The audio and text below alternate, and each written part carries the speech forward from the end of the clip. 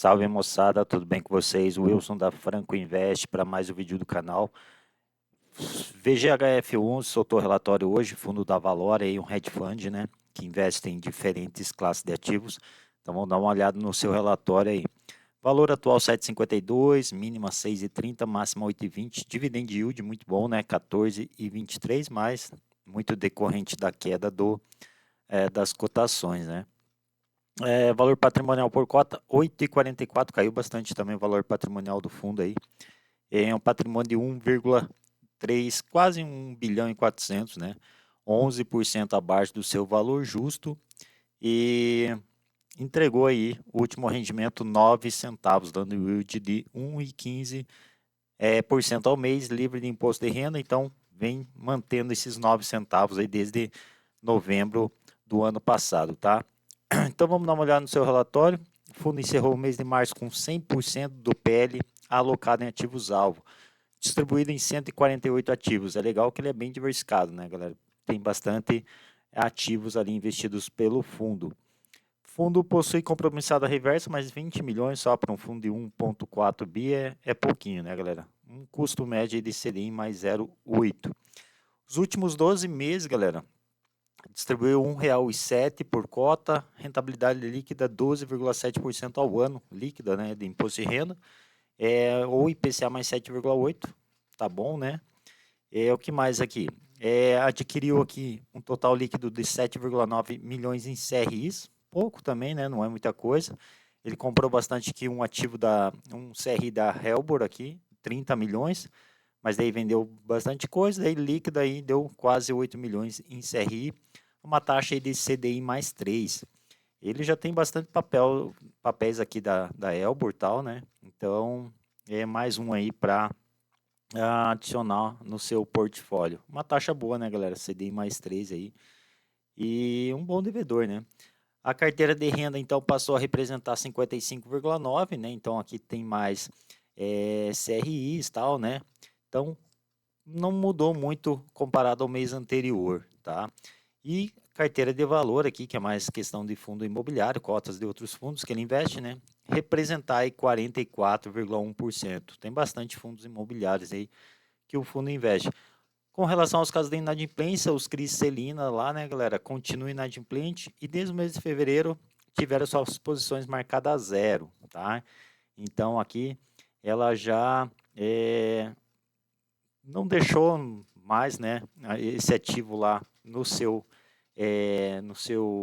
na sua carteira de CRIs ali, né, e zerou, como se ele já tivesse levado o calote aqui, tá, galera? Então tá difícil aqui para recuperar, menos mal, né, galera, que era uma exposição pequena aqui no CRIs da Celine.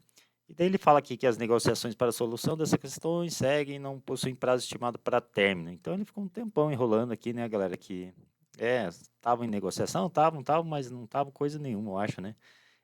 Então, difícil aqui esse Criselina.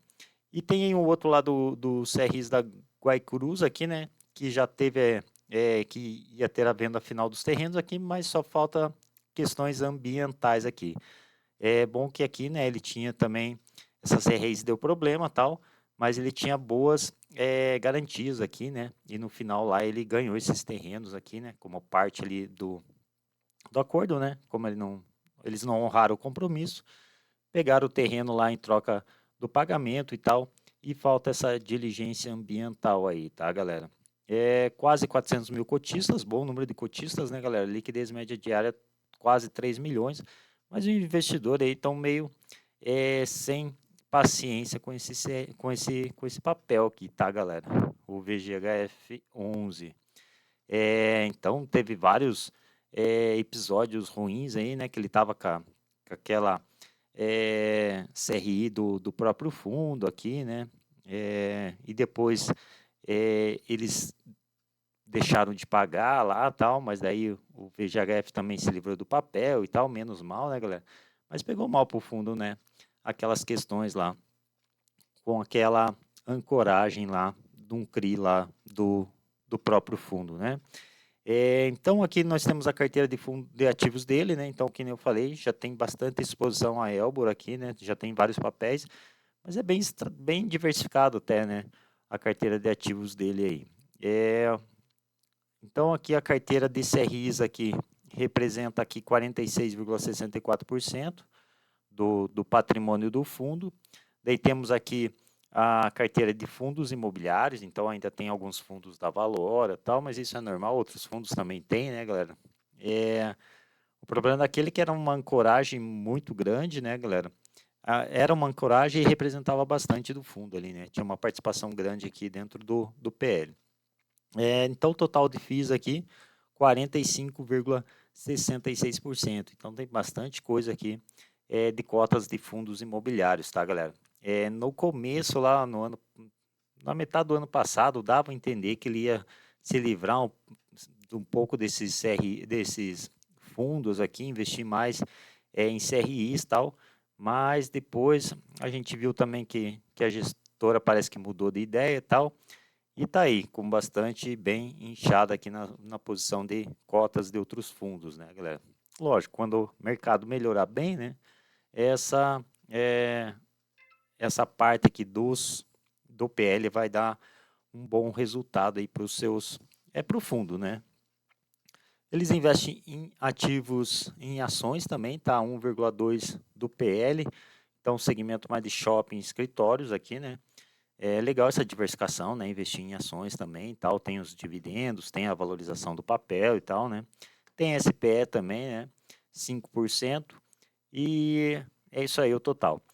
Com relação ao cupom médio aqui, tá, galera? 52% da carteira é IPCA, tá? Uma taxa média de aquisição de 9,10 e 48% aqui CDI mais 3,91%. Bem equilibrado, né?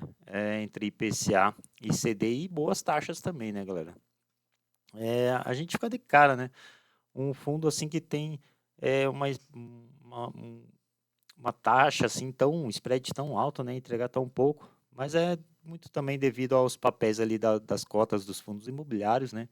E alguns fundos ali também que entregam baixo yield, tá? Resultado desse mês, tá, galera? Veio bem abaixo quando comparado a janeiro e fevereiro, tá, galera? Então, aqui o que pesou aqui foi as CRIs mesmo, tá? Então, estava vindo em média aqui 8 milhões e tal, e nesse mês aí veio próximo de 7 milhões, 6,9 milhões aqui. Esse fundo é um fundo que negocia muito aqui, faz muitas negociações. Esse mês aí gerou 300 mil em negociação e tal. Os fundos imobiliários, as cotas aqui, distribuíram aqui em linha, né, o que vinha já em janeiro e fevereiro e tal. Foi mais a questão mesmo dos CRIs que pesou, e o que pesou sobre os CRIs foi essa defasagem do IPCA aqui, que esse resultado de março pegou o IPCA de janeiro, né, e o IPCA de janeiro veio só 0,16. Então, isso pegou bastante aqui nos papéis atrelados aqui o IPCA. Então, isso justifica esse resultado mais baixo. Então, devemos esperar abril aí um resultado bem mais alto aqui, devido daí que vai pegar o IPCA de fevereiro, que veio uma porradona lá, né, de 1,31, tá? Então, ele utilizou de reservas aqui, tá, para compor o resultado, e o fundo ainda mantém aqui 2 centavos de reservas. Então, acredito que ele vai manter ainda os 9 centavos por mais algum tempo, porque eu já falei, né, que nem eu falei, o resultado de abril deve vir muito bom, tá, galera? Devido àquele IPCA mais alto.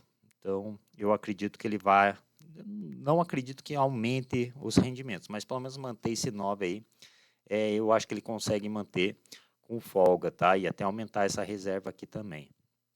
Aqui temos as estratégias do fundo e tal. E eu acho que era isso daí, tá, galera? Aqui as negociações, o que eles fizeram, compra e venda, tal, né? E o fundo da Valora geralmente negocia muito, né, galera? Faz bastante giro aí. E é isso aí, beleza? Não se esqueça de se inscrever no canal, deixar o like e comentar o que vocês acham aí do VGHF11. Estão satisfeitos com o fundo ou não? Abraço a todos aí, fique com Deus, galera.